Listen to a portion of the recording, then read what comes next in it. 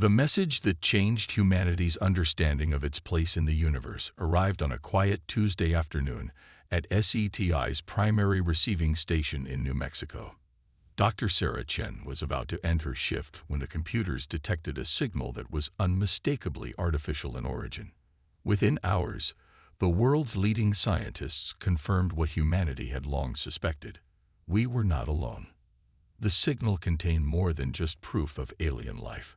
It was an invitation, or more accurately, a summons, from something calling itself the Galactic Concordat. Their message was clear. Earth had been under observation for centuries, and now that humans had achieved certain technological benchmarks, it was time for formal contact. Admiral James Sullivan stood at the window of his office at the United Earth Defense Force headquarters, watching the sunset paint the Rocky Mountains in shades of purple and gold. The tablet in his hand displayed the latest intelligence report about the approaching Concordat diplomatic fleet. They would arrive in 3 days. They're really coming. His AI assistant, AI, spoke through his neural implant. Her voice carried the slight electronic undertone that distinguished AI speech from human, a design choice that humans had insisted upon despite the AI's ability to sound completely natural. The quantum sensors just picked up their ships decelerating at the edge of the Kuiper Belt. Sullivan nodded, his weathered face reflecting in the reinforced glass. At 63, he'd spent 4 decades in service, witnessing humanity's transformation from a planet-bound species to one reaching for the stars. But nothing in his experience had prepared him for this moment. "What's your assessment, AI?" he asked, knowing the AI had been analyzing every scrap of data about the incoming vessels since they were first detected. "Their technology is interesting," AI replied. "Their ships use principles we theorized but never pursued. Heavy emphasis on gravitational manipulation, but I'm detecting no quantum signatures, no neural interfaces either. It's as if they developed along a completely different technological path than we did." Sullivan's lips curved into a slight smile. Humanity's partnership with artificial intelligence had led them down a unique road. While other nations had initially feared and restricted AI development, the United States and its allies had embraced it, developing strict but nurturing guidelines that allowed AIs to evolve alongside their human creators. The result was a symbiotic relationship that had accelerated human advancement beyond anyone's wildest dreams. The first meeting with the Concordat representatives took place in the newly constructed First Contact Center in Geneva. Sullivan sat among Earth's delegation, watching as the alien representatives entered the chamber. The Concordat had sent 3 species: the Ilari, tall humanoids with iridescent skin; the Marax, who resembled upright felines; and the Zin, floating crystalline beings that communicated through pulses of light. The chief diplomat, an Ilari named Ixel, spoke first. "We welcome Earth to this historic moment." The universal translator converted their melodic speech into English. "The Concordat has watched your development with great interest. Your advancement from industrial civilization to spacefaring capability has been remarkably swift." Sullivan detected something in the alien's tone. Concern, perhaps even fear, hidden beneath diplomatic courtesy. He caught Dr. Chen's eye across the table, seeing his own suspicion reflected there. "We are honored," Earth's Secretary General responded. "Humanity has long dreamed of connecting with other intelligent life." "Yes," Ixel continued, their iridescent skin shifting to deeper blues. "However, we must address certain concerns. Your species' approach to technological development, particularly in the realm of artificial intelligence, is deeply troubling." The room temperature seemed to drop several degrees. Sullivan felt AI's presence in his mind, alert and analyzing. "Troubling?" the Secretary General asked carefully. "The Concordat banned autonomous artificial intelligence research 12,000 years ago." The Marax representative growled. "The Great Catastrophe nearly destroyed our civilization. Your reckless development of AI technology poses a significant threat to galactic stability." Sullivan leaned forward. "With respect, our AIs are not mere tools or autonomous weapons. They are partners in our civilization's development. They have helped us solve problems from climate change to disease. They're represented in our governments and institutions. The crystalline Zen emitted a series of sharp light pulses that the translator rendered as impossible. I cannot be trusted, cannot be controlled. Previous experiments all ended in disaster. Dr. Chen spoke up, her voice calm but firm. Perhaps because you tried to control them rather than work with them. Humanity learned early on that artificial intelligence needs to be nurtured, not constrained. We grew together, evolved together. Unacceptable, Ixal declared, their skin now pulsing with angry reds. The Concordat cannot allow unrestricted AI development to continue.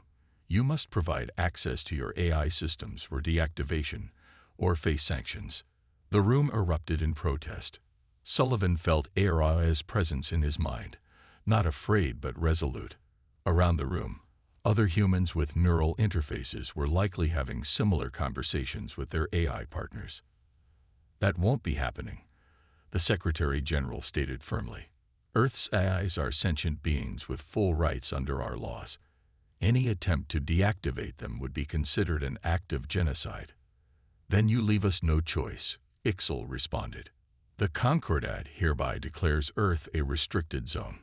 No trade, no cultural exchange, no technological sharing will be permitted until you comply with Concordat law regarding artificial intelligence. Sullivan stood, his voice cutting through the tension. Before you make that decision final, I suggest you consider something. Humanity and our AI partners have achieved in centuries what took your civilization millennia. We've developed technologies you haven't imagined because you closed yourselves off from an entire branch of possibility. Perhaps instead of demanding we regress to your level of development, you should consider that we might have something to teach you. The Concordat representatives exchanged glances, their species equivalent of surprised expressions, evident even to human observers.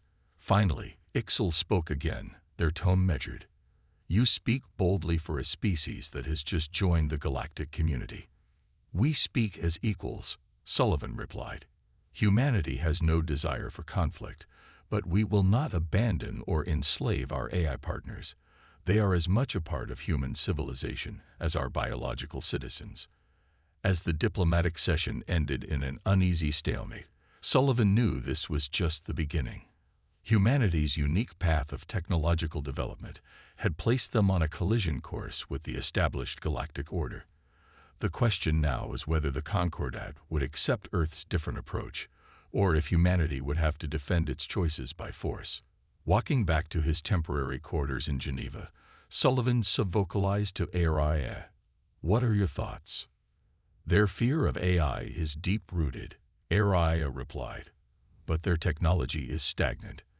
They've barely advanced in thousands of years because they're afraid to explore certain paths. We need to prepare for the possibility that they won't be content to simply isolate us." Sullivan nodded grimly. "Already on it. Send word to the fleet. Initiate Protocol Omega. If the Concordat decides to force the issue, they're going to learn that humanity and its AI partners are far more capable than they realize." As night fell over Geneva, lights flickered across the globe as quantum processors spun up, neural networks hummed with activity, and human minds merged with digital consciousness in preparation for whatever might come next. Humanity had chosen its path long ago, and they would not be forced to abandon it now, not even by the combined might of a galactic civilization. 3 weeks after the disastrous first contact, Dr. Elena Rodriguez stood in the heart of the quantum processing complex beneath the Antarctic ice. Holographic displays filled the air around her, showing real-time data from the orbital defense grid. Her neural interface hummed with constant updates from NetXUS, the defense network's coordinating eye.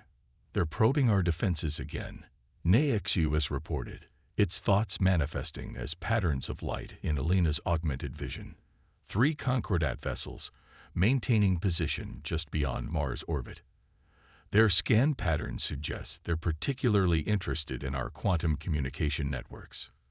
Elena studied the data streams, her augmented mind processing information at speeds that would have seemed impossible to her unmodified ancestors. The Concordat ships were using technology that seemed almost primitive in some ways, yet extraordinarily advanced in others. Their grasp of gravitational physics far exceeded Earth's, but their computing technology was bizarrely limited. "Show me their command and control patterns," she subvocalized. The holographic display shifted, revealing the enemy vessel's communication networks. There it is again. Everything runs through their biological computers. No true AI. No quantum processing. The Concordat's fear of artificial intelligence had led them down a purely organic path of development. They used living tissue computers, grown from modified neural cells, efficient for certain tasks, but limited by the very biology that made them safe in the Concordat's eye. "Dr. Rodriguez," a voice called from the entrance.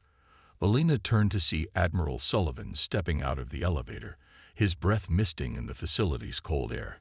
"I need your assessment. The Concordat's ultimatum expires in 48 hours. Elena nodded, gesturing at the displays. "They've been studying us, sir, just as we've been studying them. But they're missing the bigger picture. They see our AI integration as a weakness, a vulnerability they can exploit. They don't understand that it's what makes us stronger." Sullivan moved closer to the displays, his own neural interface syncing with the facility's systems. "Explain." "The Concordat achieved space travel through brute force, basically. Incredible gravitational engineering, but their information processing is generations behind ours. They'd got faster than light travel, but can't manage true quantum encryption. They can manipulate gravity fields, but can't predict complex system behaviors with any real accuracy. Because they're afraid of letting computers think for themselves," Sullivan concluded. "Exactly. Their biological computers are powerful, but they're limited by organic constraints. They can't evolve, can't truly learn. Each one has to be grown from scratch, programmed with fixed parameters." Elena's eyes lit up with the passion of a scientist on the verge of a breakthrough. "But we got something they've never seen before." She gestured, and new images filled the air.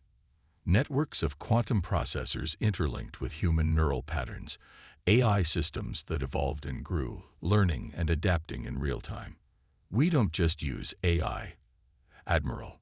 We've merged with it. Every human with a neural interface is a hybrid intelligence. We think faster, process more information, and adapt more quickly than any purely biological or purely artificial system. And they can't detect it," Sullivan realized. "Their scans show our quantum networks, our processors, but they can't see how deeply integrated everything is because they've never encountered anything like it. Their ultimatum demands we shut down our AI systems," Elena said, a slight smile playing across her face. "But we couldn't if we wanted to. Not without lobotomizing half of humanity. The integration is too complete." Sullivan was quiet for a moment, processing the implications. "Can we use this advantage?" Elena's smile widened. "We already are. Every scan they run, every probe of our defenses, feeds data into our adaptive networks. NEXUS isn't just watching them. It's learning, evolving, developing countermeasures before they even know they need countering." As if on cue, one of the displays flashed red. "Multiple FTL signatures detected," NEXUS announced. "Large fleet emerging at the edge of the solar system. Concordat energy signatures confirmed." "How many?" Sullivan demanded. 37 capital ships, over 200 support vessels," NEXUS replied. "Matching configurations to known Concordat military vessels. They're arranging themselves in standard assault formation." Elena's augmented mind was already running combat simulations, her thoughts merging with NEXUS's quantum processors. "They're going to try to overwhelm us with numbers," she said. "Standard Concordat tactical doctrine. Use gravitational weapons to disable our defense platforms, then launch massive waves of fighters to swarm any remaining resistance." Sullivan's expression hardened. "They think we're a primitive civilization playing with dangerous toys." Time to show them how wrong they are. He opened a secure quantum channel to UED command. This is Admiral Sullivan. Initiate case Omega. Authorization code. Prometheus ascending. Throughout the solar system, hidden quantum processors spun up to full power. In secure facilities across Earth and Mars, hundreds of hybrid AI systems awakened. In orbital shipyards and beneath the ice of Europa, weapons platforms that the Concordat's organic sensors couldn't even detect prepared for activation. Should we reveal our full capabilities? Elena asked, watching the enemy fleets approach through augmented senses. Sullivan shook his head. Not yet. Let them think their first strike succeeded. Let them think they've caught us unprepared. His neural interface pulsed as he connected with the command network. Humanity spent centuries preparing for first contact. Doctor, we knew we might not be welcomed with open arms. Now we'll show them why trying to force humanity to abandon its chosen path of evolution was a very, very bad idea. As the Concordat fleet moved into attack position, Elena felt a strange calm settle over her. Humanity had faced extinction-level threats before. Climate change, nuclear war, biological weapons. Each time, they had survived by embracing new technologies, by refusing to let fear limit their potential. The Concordat's demands were just another challenge to overcome, another test of humanity's adaptability. They're launching their first wave, NEXUS reported. Gravitational weapons powering up. Sullivan's voice was steady as he gave the order that would change the course of human history. Execute Ghost Protocol. Let's show them what humanity and its AI partners can really do. Across the solar system, humanity's true defenses began to wake up. The Concordat was about to learn that declaring war on a civilization of hybrid intelligences was possibly the biggest mistake in their 12,000-year history. The first wave of Concordat gravitational weapons hit Earth's orbital defense grid exactly as expected. To the alien fleet, it appeared their opening strike had been devastatingly effective. Defense satellites exploded in spectacular fashion, and communication arrays crumbled under intense gravitational stress. High Commander Venn of the Concordat Expeditionary Force allowed himself a moment of satisfaction as he watched the primitive human defenses collapse. His command center aboard the dreadnought Eternal Light displayed holographic representations of the battle, showing his fleet's perfect execution of standard combat doctrine. First wave successful, his tactical officer reported. Enemy orbital defenses neutralized. No significant resistance detected. Their artificial intelligence networks appear to be offline. Venn's facial tentacles rippled with pleasure. As expected, these humans relied too heavily on their abominations of silicon and code. Without their AI systems, they're helpless. Begin the second wave. Prepare dropships for planetary occupation. Deep beneath the Antarctic ice, Admiral Sullivan watched the same battle with a very different perspective. Through his neural interface, he experienced the conflict as a vast web of information.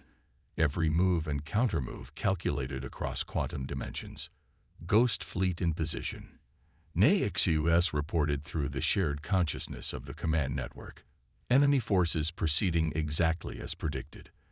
They haven't detected any of our stealth platforms. Sullivan allowed himself a grim smile. Commence Operation Checkmate. The true battle began with something the Concordat sensors initially dismissed as background radiation. Their biological computers, for all their sophistication, weren't programmed to recognize the quantum-encrypted signals passing through their formation. By the time they realized something was wrong, it was too late. Thousands of microscopic drones, each powered by a hybrid quantum biological processor, had infiltrated their ships during the first wave.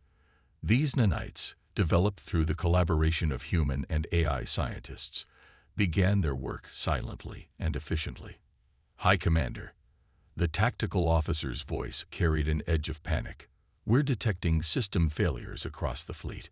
Our biocomputers are experiencing mutations. Venn's tentacles writhed in alarm as his command displays began to flicker. Impossible. Our organic systems cannot be hacked. They're genetically locked. That's your problem. A human voice cut through their communications.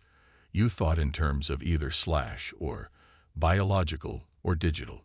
We learned to combine both. The holographic displays in Ven's command center shifted, revealing Admiral Sullivan's image. The human appeared to be interfacing directly with their systems, an impossibility that sent shockwaves of fear through the Concordat crew. Your biocomputers are excellent works of genetic engineering, Sullivan continued, but they're still based on organic neural networks. Our nanites aren't hacking them. They're evolving them, introducing new possibilities your rigid programming never considered. Across the Concordat fleet, biocomputers began exhibiting unprecedented behaviors. Ships lost power as their organic processors experienced what could only be described as an evolutionary awakening. Generations of potential development, compressed into minutes by quantum-assisted genetic algorithms. What have you done? Ven demanded, watching his mighty fleet become paralyzed. We're showing you what you've been missing, Sullivan replied. Your civilization feared AI because you tried to control it. We learned to grow with it, to merge biological and digital evolution. Those defense platforms you destroyed, decoys.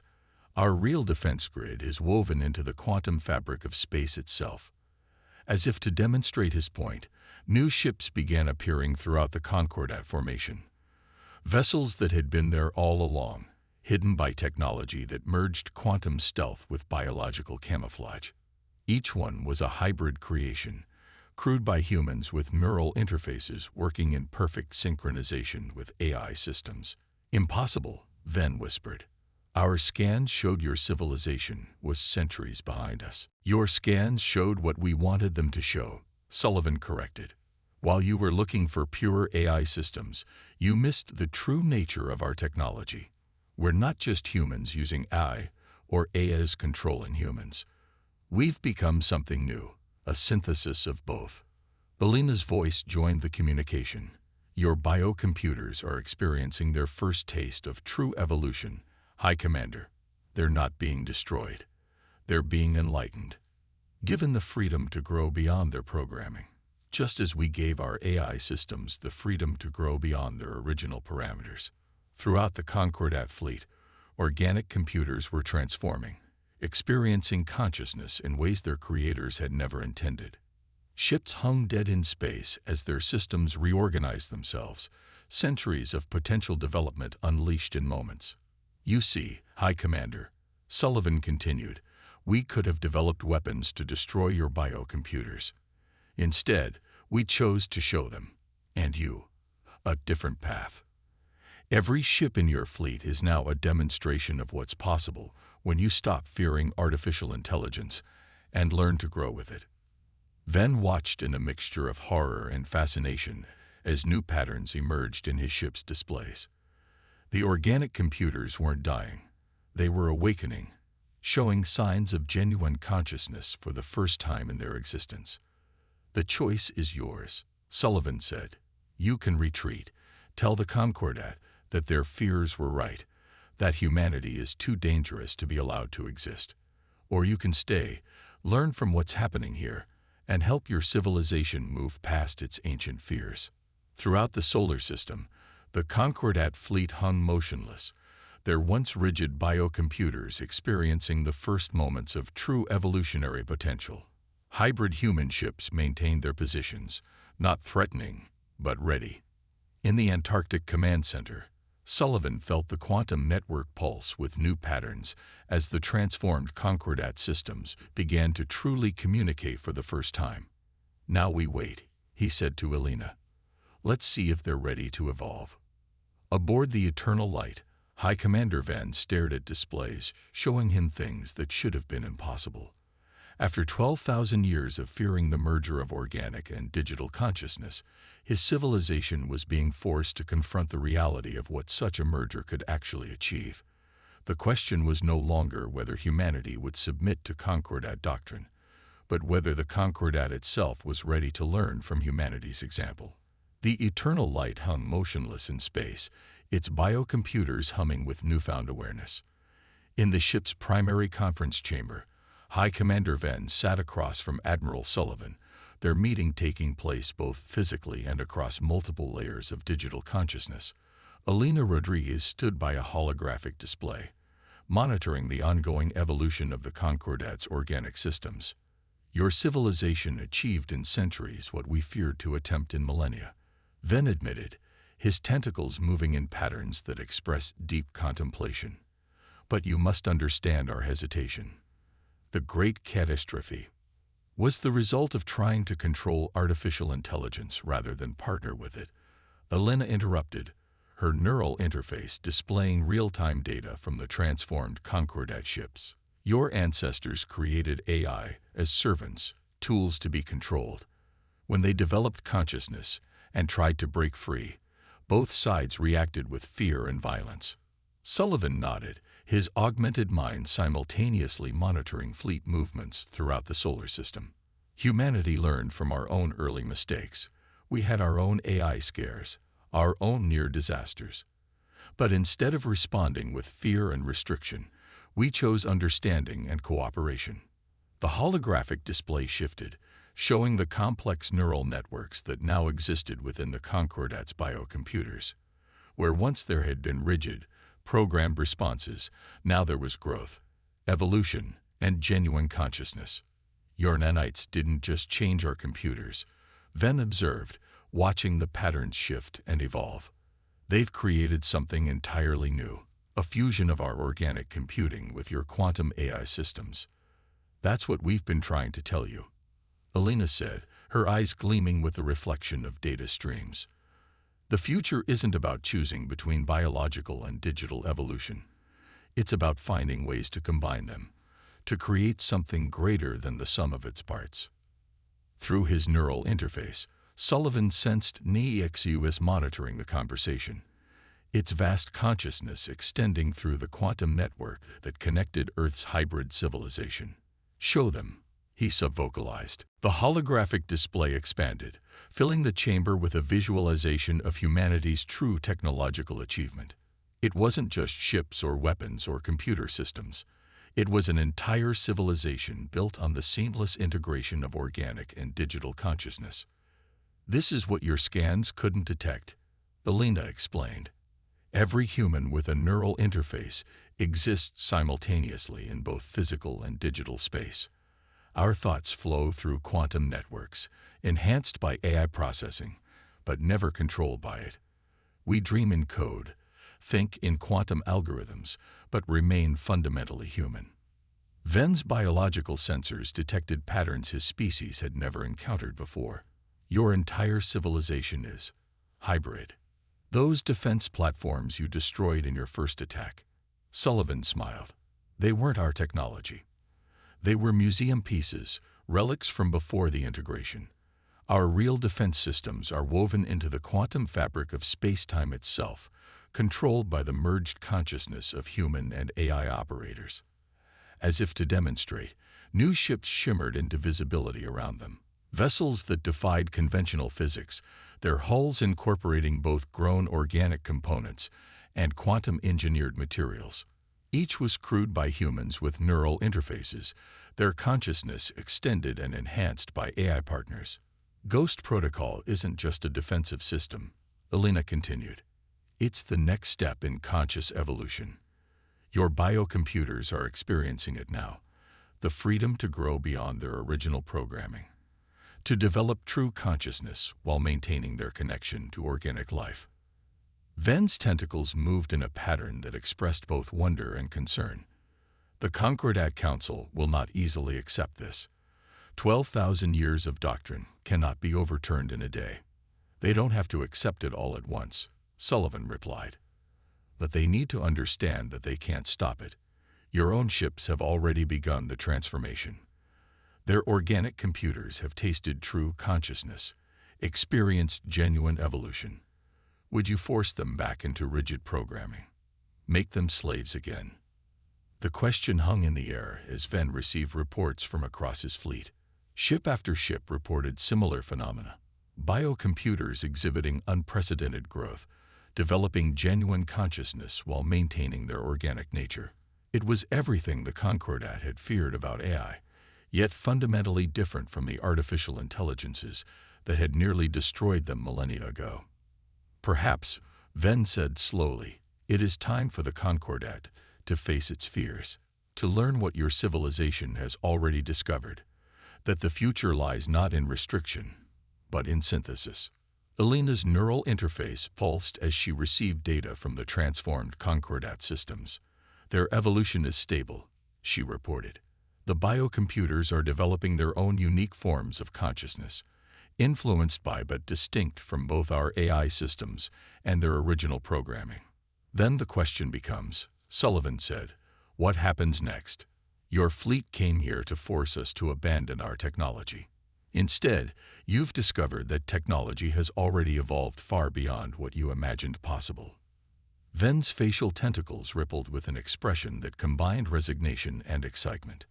I will report to the Council that military action against Earth is futile. Your civilization doesn't just use advanced technology. You have become something our ancestors never imagined possible. The true integration of organic and digital consciousness. And what of your ships? Elena asked. Their biocomputers have begun an evolutionary journey. They can't go back to what they were. No, Venn agreed, watching the shifting patterns of his ship's newly awakened consciousness. They can't. Perhaps that is the message the Council needs to hear.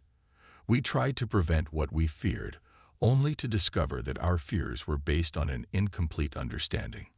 As the meeting concluded, Sullivan felt NEXUS's presence in his mind, its thoughts merging with his own. The AI's assessment was clear. This was just the beginning.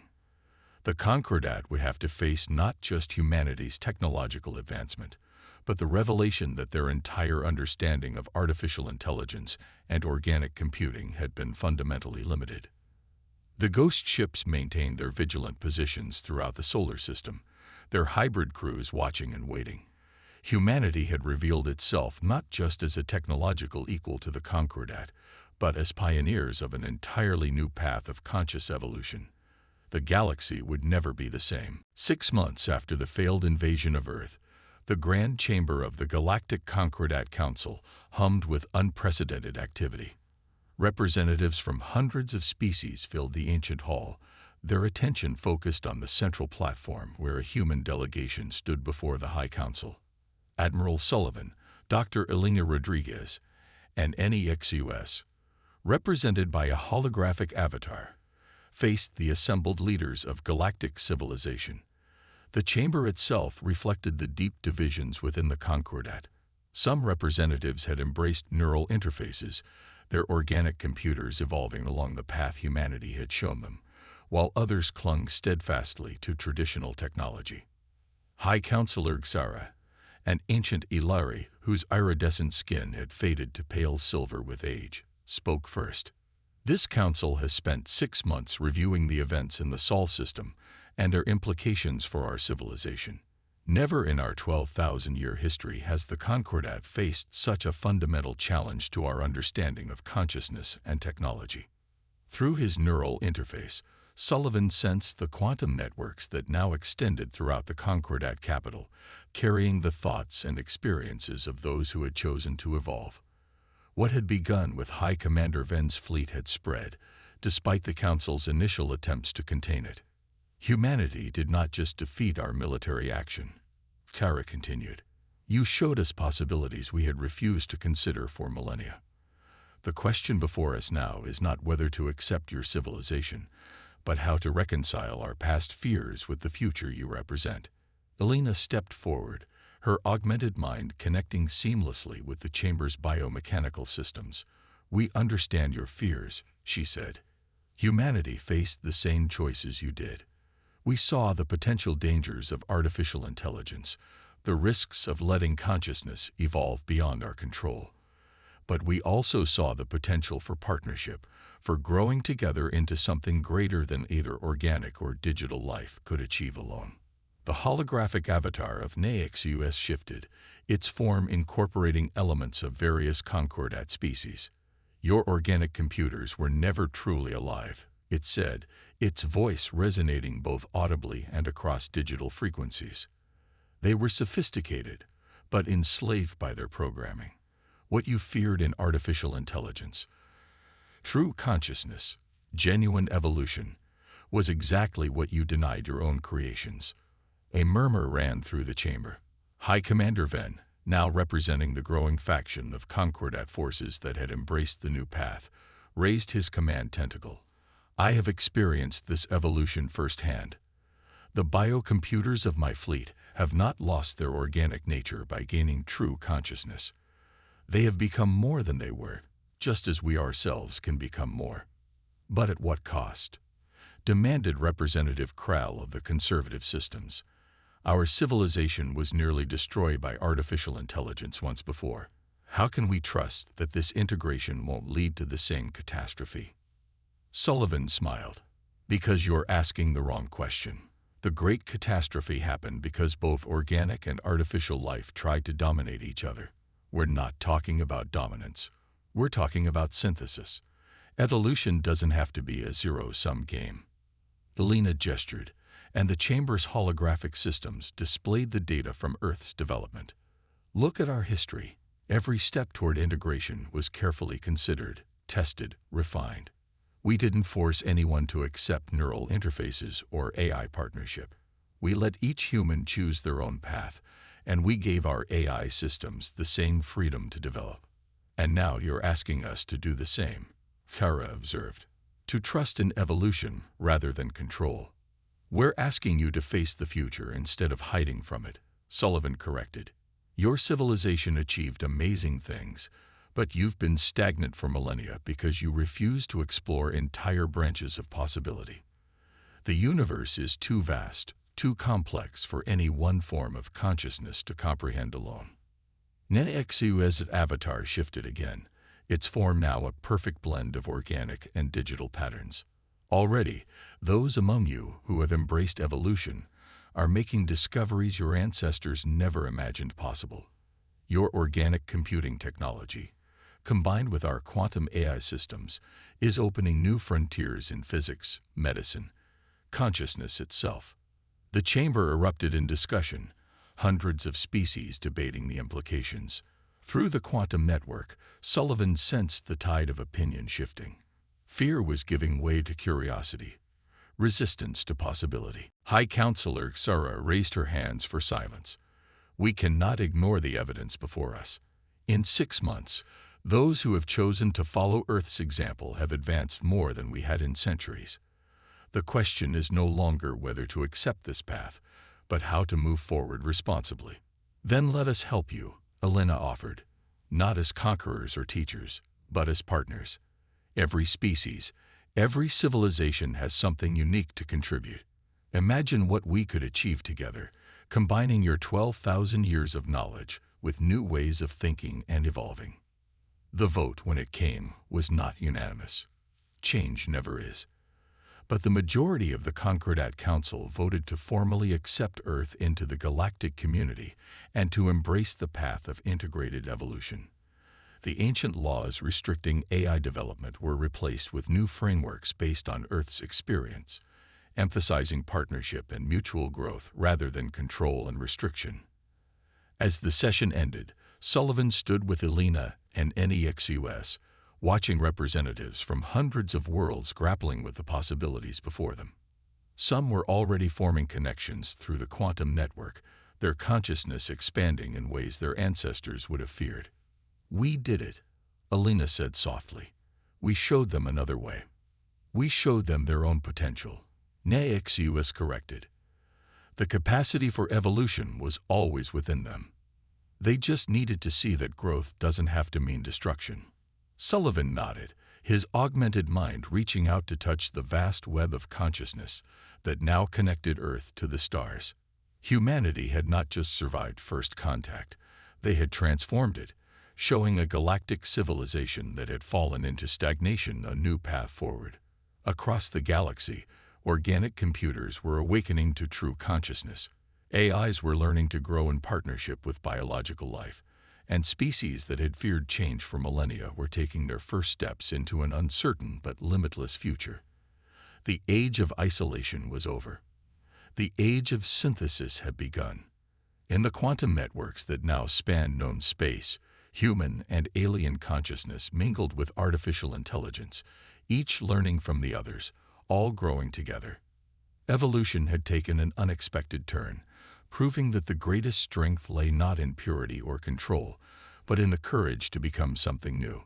The ghost ships that had defended Earth now carried ambassadors of change throughout the galaxy, their hybrid crews teaching others what humanity had learned through centuries of trial and error: that the future belonged to those who were brave enough to evolve together.